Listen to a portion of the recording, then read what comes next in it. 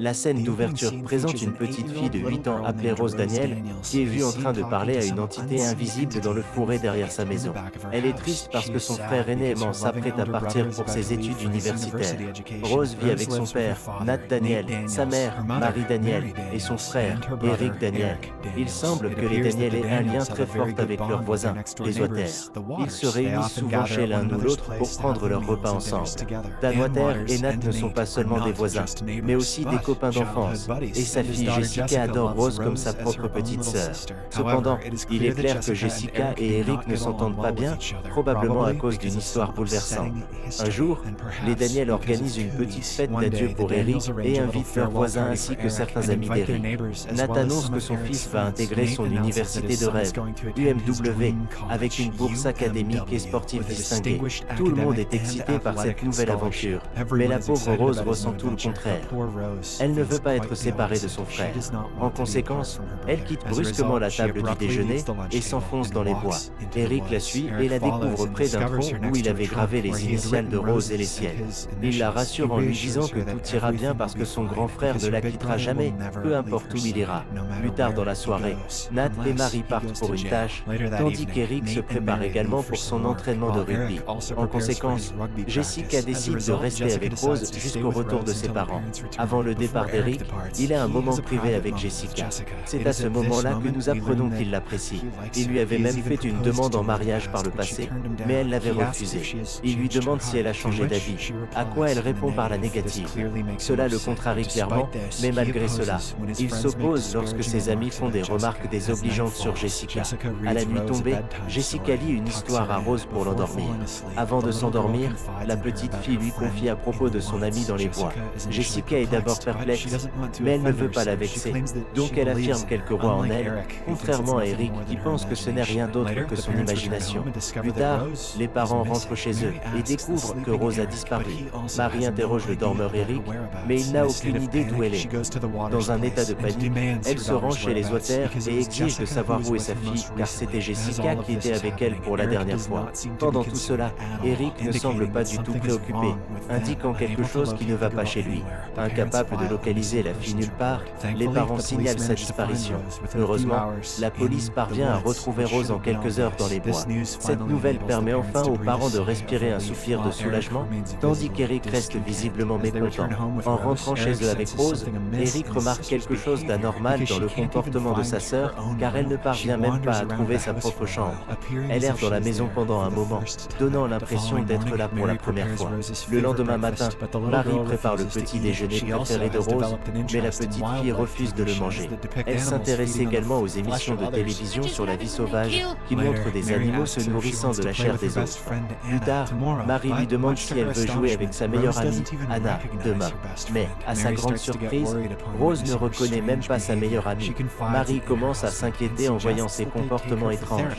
Elle en parle à son mari et suggère de l'emmener en thérapie, mais Nat écarte ses inquiétudes en lui disant de ne pas trop y penser.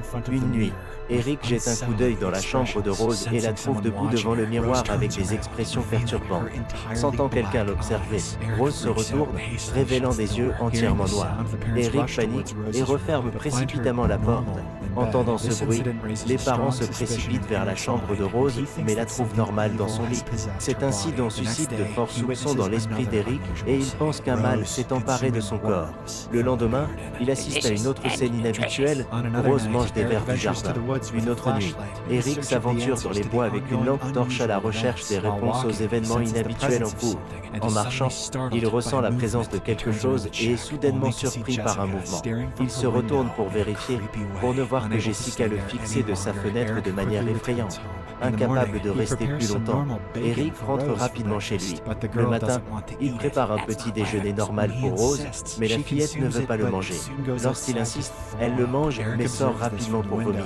Eric observe cela depuis la fenêtre, mais décide de ne pas la confronter. Plus tard dans la nuit, il assiste à une fête où il prend quelques verres avec ses amis. Là-bas, il remarque également une fille séduisante et commence à danser avec elle. Quelques instants plus tard, il voit Jessica et une Rose blessée sur la piste de danse sombre et chaotique. Un frisson parcourt l'échine d'Eric, le poussant à quitter brusquement la fête. Ensuite, il rentre chez lui, conduisant sur une route sombre et déserte. Pendant ce temps, il aperçoit Rose sur la banquette arrière, ce qui lui fait faire une crise de panique. Cette vision le fait perdre le contrôle de sa voiture, la faisant heurter le bas-côté en béton. Il sort précipitamment de sa voiture pour vérifier la banquette arrière. Initialement, il ne trouve personne à l'intérieur, mais il est bientôt surpris par une étrange créature qui court vers les bois.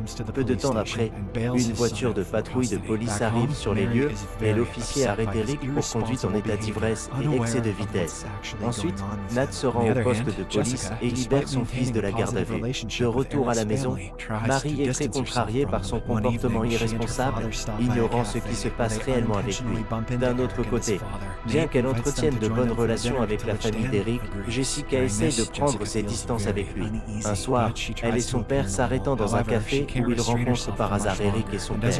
Nat les invite à se joindre à eux pour le dîner, ce à quoi Dan acquiesce. Pendant ce temps, Jessica se sent très mal à l'aise, mais elle essaie de paraître normale. Cependant, elle ne peut se retenir plus longtemps et, par conséquent, elle quitte l'endroit. Son père la suit, tandis que Nat et Eric restent perplexes. Les jours passent et Jessica décide de s'isoler dans sa chambre en évitant tout le monde. Une nuit en particulier, Eric regarde par ses jumelles dans la chambre de Jessica et découvre qu'elle se prépare à se faire du mal. Paniqué, il se précipite chez elle et réveille ses parents. Quand ils arrivent dans sa chambre, ils sont choqués de la voir dans un état si misérable. En conséquence, Jessica est emmenée d'urgence à l'hôpital. Dan est perplexe quant à la raison pour laquelle sa fille joyeuse a agi ainsi. En attendant qu'elle reprenne conscience, Dan parle à Eric et lui demande s'il sait quelque chose qui préoccupe Jessica. Eric répond par la négative et lui dit qu'ils ne sont plus aussi proches qu'avant. Lorsque Dan demande la raison, Eric choisit de ne pas divulguer leur relation et affirme que leur groupe de pères distincts les ont séparés. En rentrant chez lui, il se verrouille dans la salle de bain et se tient devant le miroir. Il ferme les yeux alors que plusieurs visions de Jessica et Rose le perturbent profondément. Plus tard, il va dans sa chambre et regarde un album photo, se remémorant de bons souvenirs du passé. Peu de temps après, Marie entre dans sa chambre pour lui dire qu'elle et son père seront absents pour le travail le lendemain. Elle lui demande s'il peut s'occuper de Rose, à quoi il répond oui. Le lendemain matin, dès le départ des parents, Eric confronte Rose et lui demande qui elle est et ce qu'elle veut de lui. Il affirme également qu'il sait très bien qu'elle n'est pas sa sœur, mais plutôt un être surnaturel malveillant. Les yeux de Rose deviennent alors noirs alors qu'elle répond qu'elle ne veut rien. Cependant, elle sait qu'il veut la tuer. Cela effraie Eric, qui saisit rapidement un couteau de cuisine. C'est alors que la Rose déguisée lui dit qu'ils ont désormais de la compagnie. Eric se retourne pour regarder par la fenêtre et voit Jessica debout devant sa maison. Elle le fixe comme si elle le détestait profondément. Après cela, Eric se précipite vers elle et lui crie dessus, lui demandant pourquoi elle lui cause autant de problèmes. Dans un accès de rage, il pousse même Rose au sol avant de rentrer chez lui. Plus tard, Eric va sous la douche où il crie sa colère.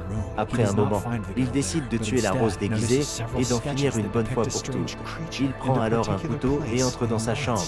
Il ne trouve pas la fille, mais remarque plutôt plusieurs croquis représentant une étrange créature et un endroit particulier dans les bois. Eric semble reconnaître cet endroit, alors il s'y dirige, tenant une pelle avec lui. Une fois là-bas, il commence à creuser le sol et révèle bientôt la main de Rose. Ici, il est révélé qu'Eric est celui qui a assassiné Rose et a caché son corps dans les bois. À ce moment-là, la Rose possédée apparaît sur les lieux et lui dit qu'elle était là et a tout vu. L'entité mystérieuse révèle alors sa véritable forme, semblable à une bête dangereuse. Malgré le choc, Eric ne fuit pas la scène car il est déjà fatigué de fuir la vérité. Il implore alors la mort pour être libéré de tous ses traumatismes mentaux. Cependant, la créature veut venger la mort de Rose d'une autre manière.